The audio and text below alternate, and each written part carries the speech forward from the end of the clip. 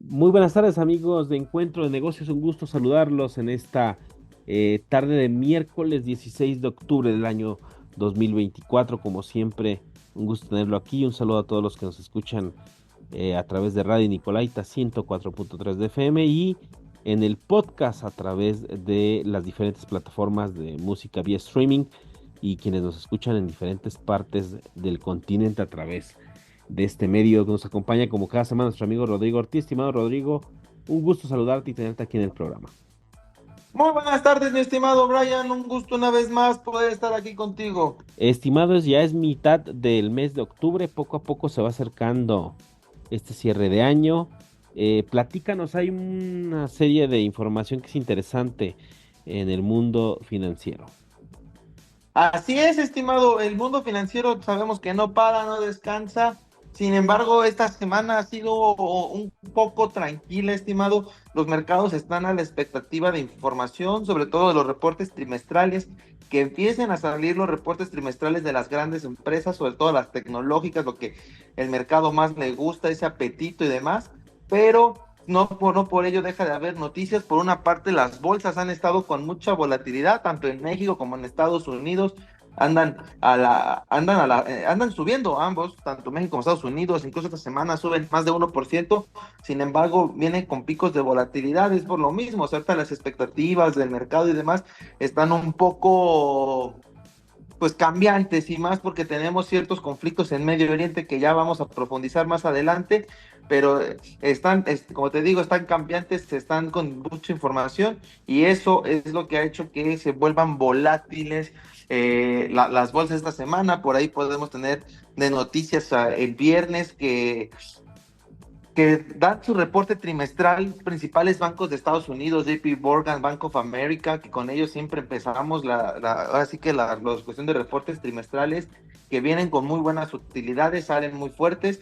Aquí la cuestión para los bancos viene justamente más bien a partir de ahora que vienen las bajas de tasas. Vamos a ver cómo les van los resultados, porque estaban cobrando ahora sí que ingresos extraordinarios, sus márgenes estaban creciendo por los niveles de tasa, pero ahora que la tasa viene a la baja, vamos a ver cómo les sigue yendo. Pero bueno, era algo que el mercado ya esperaba, que realmente a los bancos les fuera bien, era de esperarse, era lo normal, y así y se cumplió. Entonces, por ese lado no hay mucho que decir, simplemente son positivos, pero todavía, pues, el mercado está en espera de más noticias. Todavía esto es lo que el mercado quiere noticias, quiere ver qué pasa, y entonces estamos en espera de esa situación, estimado. También hace el 9 de octubre salió el dato de la inflación en nuestro país, el cual sorprende positivamente, sigue a la baja. La inflación sale en 4.58%,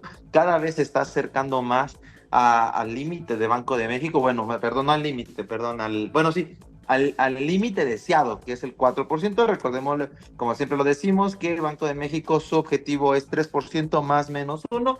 Entonces ese más uno es 4%. Entonces se está acercando la inflación subyacente, va incluso por debajo, entonces 3.91, y la no subyacente viene a la baja. Recordemos que es la volátil, la que luego nos marca cuando va a haber algún pico, pero ha seguido a la baja. Entonces, con esta tendencia a la baja, muy probablemente nos indica que muy probablemente la inflación general va a seguir a la baja, y esto es positivo en el sentido de que ya los precios pudieran empezar a normalizarse. Todavía no es un hecho, pero es algo que ya se ve más palpable, que ya se ve más claro. Aún no versión final, pero bueno, se están acercando por ese lado el dato de la inflación, y pues esto aumenta la situación de que Banco de México pudiera recortar su tasa de interés en las próximas juntas de aquí a fin de año, y eso es lo que ahorita está alimentando. Y los bancos centrales, ¿cómo se van a comportar los bancos centrales de aquí a fin de año?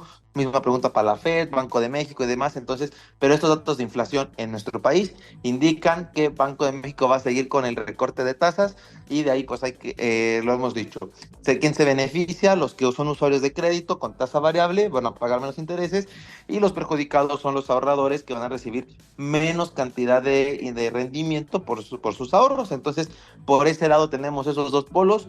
en los mercados volátiles, en busca de un rumbo que todavía no está claro, en espera de reportes trimestrales que van a ir saliendo durante la semana, les estaremos platicando aquí en futuros programas, y la inflación, tema de siempre. Esto es el resumen general de los mercados esta semana, estimado. Sí, volatilidad en los mercados, estimado. Las elecciones en Estados Unidos que están mientras más se acerca la fecha de la elección, ya empezó también la elección anticipada. Mientras más se acerca la elección, también se vuelve más volátil el mercado porque la moneda está en el aire, no está definida la elección. Y lo hemos platicado aquí. El mismo escenario que se vivía en 2016 pareciera que está replicándose, en el que se anunciaba que los demócratas tenían una ligera ventaja y Donald Trump por el colegio electoral acabó terminando ganando las elecciones en estos estados bisagra, como le nombran. Y creo que los mercados también están volátiles en ese sentido, estimado, y me llama la atención el indicador del precio del Bitcoin, que está a la alza y que creo que este comportamiento está siendo especulativo por la misma elección de Estados Unidos, esperando qué resultados hay y probablemente muchos de ese resultado de la elección tomen utilidades, se vayan y el precio nuevamente se corrija, estimado. Sí, estimado, lo marcas muy bien. El precio de Bitcoin le ha estado metiendo, ha estado aumentando por el nerviosismo que hay.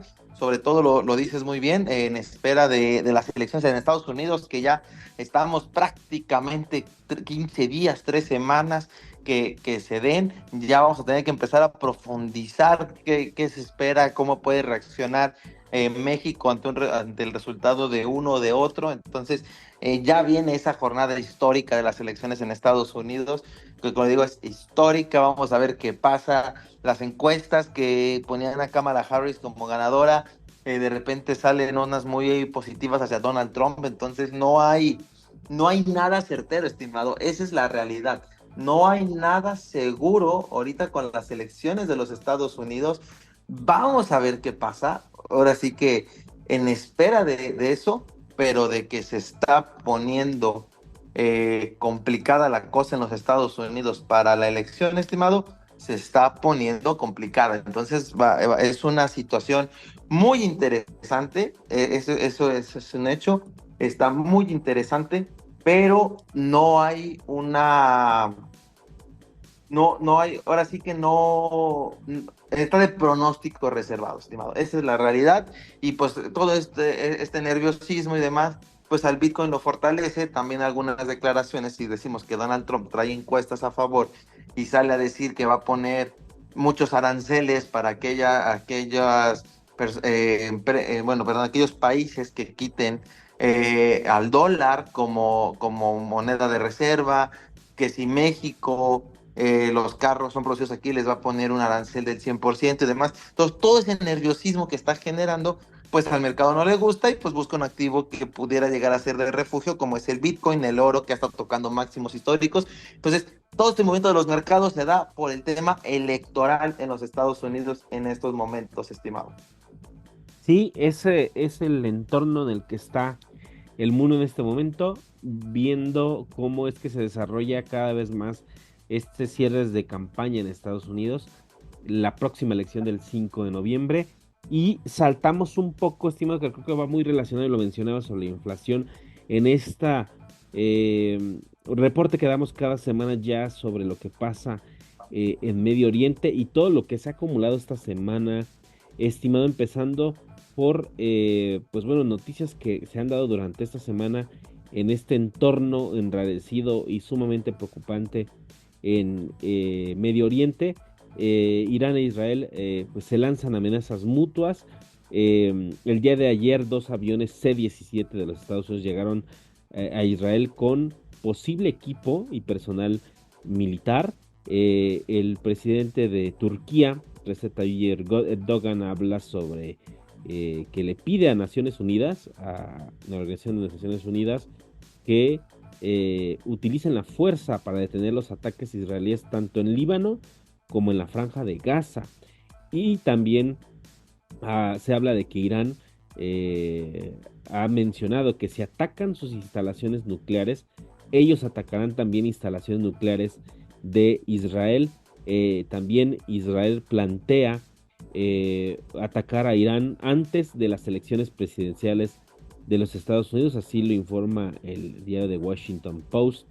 También declaraciones de generales iraníes de la Guardia Revolucionaria iraní, que dicen que ellos tienen armas incluso más potentes que las armas nucleares, que yo podría decir que incluso entonces son armas termonucleares y que solo la tienen las grandes potencias como lo es Rusia o China. Entonces eso llama mucho la atención el que mencionen que tienen a su alcance armas incluso más potentes que las armas nucleares, después de estos ataques que en este fin de semana se han vivido en Israel por parte del grupo Hezbollah. Israel pues se enfrenta a una escasez de misiles interceptores, estos misiles Scud que tiene Israel, y que han llegado misiles, estos misiles Tajat de parte de Estados Unidos para reforzar la defensa israelí. Joe Biden también ha amenazado a Israel con detener el envío de armas estadounidenses si la crisis humanitaria en Gaza no se resuelve en un periodo de 30 días. Israel continúa con sus ataques incluso a centros de distribución de alimentos de la ONU, que eso me parece totalmente terrible y que pues bueno, lleva a bajas incluso de civiles que no están involucrados en el conflicto y que incluso se encuentran en zonas de refugiados. Y por último, pues bueno, el primer ministro israelí Benjamin Netanyahu ha asegurado que Estados Unidos, que sus fuerzas atacarán los emplazamientos militares iraníes y no las instalaciones nucleares y petroleras, que el presidente Joe Biden ha advertido que no deben ser atacadas, y que creo que esto va muy ligado a un tema electoral, estimado, porque si Israel ataca instalaciones petroleras de Irán, podríamos ver una escala de un alza en los precios del petróleo a niveles eh, no vistos, y creo que también eso traería consecuencias graves en la región. Incluso habría eh, problemas en cuestión de la distribución si hay ataques a pozos petroleros en Irán. El alza en los precios se daría de inmediato y eso traería un efecto inflacionario. Tengo que aquí es la pregunta: ¿qué pasa si una guerra se desata en Medio Oriente, si los precios se van al alza? ¿Y qué pasaría también si la inflación nuevamente se dispara en todo el mundo por el alza en los energéticos? ¿Qué harían los bancos centrales, estimado? Que es algo que es debatible. Sí, estimado, que realmente haces una muy buena pregunta, muy buenos cuestionamientos de qué pudiera pasar, de a dónde pudiera llegar todo esto, y realmente creo que sería un efecto muy similar a cuando estalló la guerra en Rusia. Imagínate el efecto que tenemos, que Rusia tiene más de un año en guerra, y desde hace o sea, y justo cuando estalla la guerra estalla la guerra Rusia-Ucrania, se hablaba de que la inflación ya se iba a controlar, iba a llegar a su fin. Un año después, parece ser que la inflación ya se está controlando, parece, todavía estamos un poco por encima, justo estábamos platicando, prácticamente medio punto por arriba, entonces todavía México todavía lo tiene por encima, algunos otros países más, algunos otros países menos, pero vemos que todavía en el mundo el fantasma de la inflación que vino a raíz de la pandemia continúa entre nosotros, y entonces todavía por ahí no llega a su fin, y esa es la parte interesante, que todavía la inflación sigue. Entonces ahora imagínate, estimado, en ese sentido, si estalla otra guerra. O sea, es complicado poder detallar qué sucedería, pero con este tipo de ejemplos, con este tipo de situación donde estamos platicando que justamente el efecto de una guerra en la inflación se ha extendido desde hace un año, y lo digo que es prácticamente muy similar por la cuestión de que en Rusia la afectación en los energéticos vino por el lado del gas,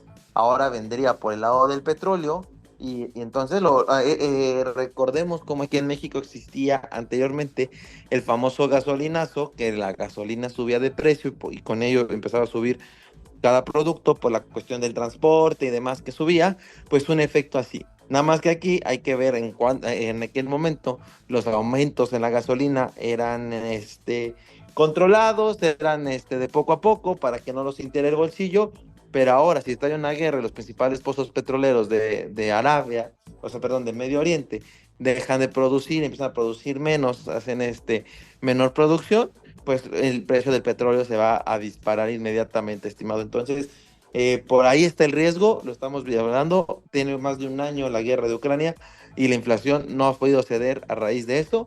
Entonces, un efecto similar, estaríamos hablando de inflaciones elevadas durante otro año, año y medio más por lo mínimo, en espera de ver qué sucede, pero entonces creo que por ahí, algo así son los efectos estimados, o sea, a ese grado llegaríamos de otro año de estos niveles de inflación. Entonces, todo esto es para darnos una idea de lo que sucedería. Sí, en algunos analistas hace un año más o menos hablaban de que si Rusia cerraba la llave del gas a Europa, que aquí lo hablábamos en el programa, estimaban un aumento en los precios del barril de petróleo de hasta $300 por barril, algo estratosférico. Ahora, lo que tú mencionas es un escenario natural, que es si hay un ataque a pozos petroleros en Irán, podría disminuir la producción y elevarse el precio. Pero hay otros factores que están ahí presentes, como la amenaza de un bloqueo petrolero. Si llega a darse incluso un ataque a Irán, que esto podría traducirse tanto a un ataque a sus instalaciones nucleares o a sus campos petroleros. Y ya va más allá incluso del problema en la producción, sino ya un bloqueo petrolero que ya pasó, ya sucedió en los 70s, un bloqueo petrolero hacia los Estados Unidos y sus aliados, que hoy, a diferencia de hace es más de 50 años, creo que el efecto podría ser catastrófico. Si la economía depende de un hilo, está totalmente asediada por una pandemia que fue terrible, por los efectos de la inflación que apenas si se están resarciendo, una elevada en el precio de los petróleos, creo que podría ser terrible para la economía. Creo que podría ser, incluso creería yo que no sería, creo que ya no se recuperaría la economía y tal vez cayera en una crisis que desataría ahora sí la recesión que tanto pues, se ha prolongado desde el año 2008, estimado. Sí, estimado, no sé, realmente sí puedo tener un poco mis dudas de que se destalle que no se recupere la economía, pero muy probablemente, estimado, sea la gota que derrame el vaso de este ciclo de economía alcista que siempre lo hemos platicado, ya duró más de lo de un ciclo normal, prácticamente podemos hablar de que incluso ya está durando lo equivalente a 2 ciclos económicos. A ese grado se encuentra actualmente la economía. Han sido desde el 2008, bueno, 2009, 2010 que empieza la recuperación, han sido años de una economía sana, creciendo, pero creo que ya es momento de que los efectos, bueno, esta cuestión de una posible burbuja o demás, ya estalle, estimado. Creo que ya es momento de llegar a algo así, porque lo hemos dicho, entre más tarde en llegar, más se va inflando, más va creciendo, y esto lo único que va a provocar es que cuando suceda, sus efectos serán mucho mayores, estimado. Entonces, por ese sentido, creo que ya es momento de dejar de inyectar la economía, de dejar fuera estímulos y demás, dejar que la economía haga lo suyo para ya mitigar esto, porque si no es crecer, crecer, crecer, pero nomás es inflar, inflar la burbuja. Al final, estos ciclos económicos así funcionan, y si no llega, el día que llegue va a ser mucho peor la situación, estimado. Entonces, lo hemos dicho, lo hemos repetido, no sabemos, así que pase. Por ahí también se habla pues mucho de que los bancos centrales han mantenido este ciclo económico inflado artificialmente. Entonces ese es el tipo de cosas que pueden afectar, porque al final es artificial, pueden afectar esta situación y pueden hacer que crezca mucho más el problema. Entonces, así el tema de la inflación, el fantasma ahí sigue. No sabemos cuánto más, pero ahí está, estimado, ahí está y pues es una situación complicada. Sí, estimado, es como lo hemos dicho aquí, eh, es totalmente impredecible. Aunque podamos hacer un análisis profundo, se vuelve algo que es totalmente impredecible y complicado. Y continuando con esta parte de encuentro de negocio, estimado, por ahí mis alumnos, mandamos un saludo a mis alumnos de séptimo semestre de la carrera de Mercadotecnia y Publicidad, comentaban sobre cómo tener mi primer tarjeta de crédito, estimado, y te invito a que nos puedas dar consejos de cómo tener nuestra primer tarjeta de crédito, estimado. Claro, estimado, con muchísimo gusto. Un saludo ahí a todos tus alumnos. Y esta cápsula va principalmente para todos aquellos que quieran tener su primera tarjeta de crédito o aquellos que no tienen porque les da miedo, porque creen que son malas. Yo les puedo decir que todo lo contrario, es una herramienta muy buena, muy positiva, pero hay que saberla manejar para evitar problemas futuros. Entonces vamos a hacer una cápsula rápida, nivel cero.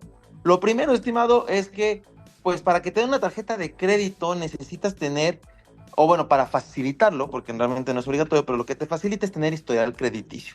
Que aquí venimos a la pregunta del huevo y la gallina, que es primero, ¿no? O sea, pues es que no me quieren dar una tarjeta de crédito porque no tengo historial, pero ¿cómo quieren que tenga historial si no me dan una tarjeta? Entonces, para esto, estimado, ya hay instituciones que te dan tu primera tarjeta con muy pocos requisitos. Son las famosas fintech. Muchas fintech te están dando tarjetas de crédito bastante fácil, de manera muy amigable, sin tener un historial crediticio, pero al final, como no saben cuál es tu comportamiento, si vas a pagar, si no vas a pagar, pues esto se compensa con una tasa de interés muy alta. No, antes de que se nos espanten, hay que recordar que en una tarjeta de crédito tú nunca vas a pagar intereses si pagas tu monto adecuado. Y entonces, mientras tú estés pagando tu tarjeta de crédito a tiempo, la cantidad que ahí marque, que ahorita vamos a profundizar en ese tema, tú nunca vas a pagar intereses. Entonces, en este sentido, no tendría por qué preocuparte que estas fintech te estén cobrando una tasa tan elevada si tú eres responsable con tu tarjeta y la liquidas. Entonces, estas fintech pues, son las que te permiten tener tu primera tarjeta. Para ellos, la más fácil y que tiene un 99.9% de aceptación es Story. A ellos no les importa, ellos te dan tu primera tarjeta. En estos casos, cuando no tienes historial ni demás, lo que sí hacen es que te van a cobrar 500 pesos por tramitar la tarjeta y enviártela. Y tu línea va a ser justamente de 500 pesos. Esto es pues para ir empezando. Ellos son los que siempre van a confiar en ti, o si ya tuviste una mala experiencia en tarjeta y no pagaste, ellos te dan una segunda oportunidad. Prácticamente lo que nos están diciendo es que es una tarjeta garantizada, donde si no pagas, pues ellos ya tienen tus 500 pesos. Entonces, ese es el costo por tu primera tarjeta. Hay casos donde puedes solicitar con Story y si ya tienes cierto historial o ven que vas a ser un buen pagador, no te cobran este gasto de envío y demás, es totalmente gratis, no pasa nada y listo. Entonces, pues ahí depende de cómo venga tu historial. Otras dos fintech que reparten tarjetas de manera bastante fácil, lo voy a decir en orden, es Nu y después RappiCard. Nu es más amigable que RappiCard. RappiCard llega a ser un poquito ahí, un poco más quisquilloso. Sin embargo, RappiCard te da mayores posibilidades. Si tú eres un usuario continuo de Rappi, aumentas tus posibilidades de que te den tu tarjeta de crédito. Entonces, estos tres son los que primero van a confiar en ti, primero van a creer y te van a dar tu primera oportunidad con una tarjeta de crédito. Otra opción es ya migrar a los bancos.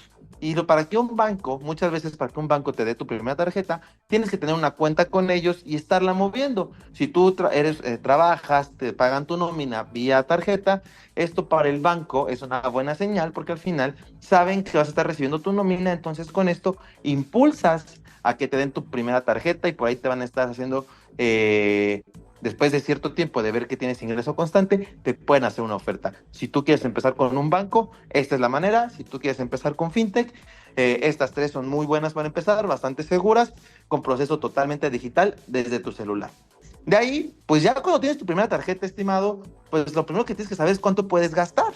Para esto es el monto de línea. Ellos te van a ofrecer un monto de línea y eso es lo que vas a poder gastar. Entonces, como les decía, Story vas a arrancar lo más seguro que con 500 pesos, algunas veces arrancas con 3,000 pesos, ese va a ser tu monto. Y lo que tienes que hacer es usarlo, pero usarlo de la manera en que tú puedas liquidar.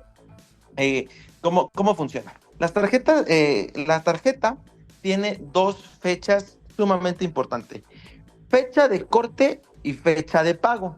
Tu fecha de corte es todo lo que hayas gastado antes de esa fecha, es lo que vas a pagar en la fecha de pago. Entonces, llega tu fecha de corte, dicen, sí, hizo 10 gastos de 10 pesos, entonces debe 100 pesos. Esos 100 pesos son los que me tiene que pagar en mi fecha de pago.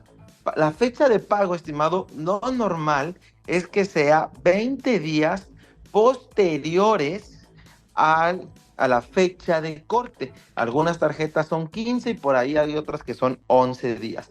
Pero lo normal son 20 días. Entonces, lo que te están diciendo es que tú tienes 20 días para pagar esos 100 pesos que le debes. Lo que sí es que el monto deudado jamás va a poder ser mayor al monto de tu línea. Eso es lo que los bancos ya no porque cuando quieres gastar más de lo de tu línea, no puedes, porque el banco no te va a prestar más dinero que eso. Entonces, por eso es sumamente importante saber cuál es tu monto de línea para saber cuánto puedes gastar. Pero no porque tengas la línea significa que te la debes de gastar, sino que tú tienes que ser consciente de decir, yo en este periodo, solo, aunque mi monto de línea sea 3,000 pesos, yo solo puedo pagar 500.